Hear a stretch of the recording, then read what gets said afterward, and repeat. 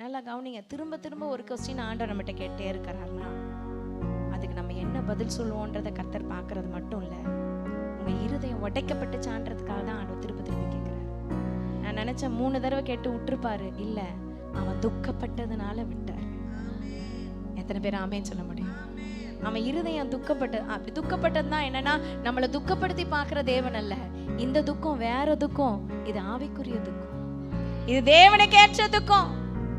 சில பேர் இருதயம் கல்லு மாதிரி இருக்கும். ஆண்டவர் அந்த கல்லான இருதயத்தை எடுத்துட்டு சதையான இருதயத்தை பொறுத்த விரும்புறாரு.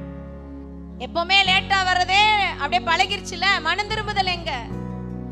இன்னைக்கு என்ன வேதம் வாசிச்சீங்க இல்லைன்னு சொல்ல பழகிருச்சுல. மனம் திரும்புதலுக்கான துக்கம் எங்க? புரியுதா? மன திரும்புதலுக்கு ஏற்ற துக்கம். இந்த காரியத்தை ஆண்டவர் எனக்கு கொடுத்தாரு, அதை செய்யாம விட்டுட்டேனே, அந்த துக்கம் வரும். இன்னைக்கு போலனா பரவாயில்ல, சண்டே போலனா பரவாயில்ல, இல்ல துக்கம் வரணும்.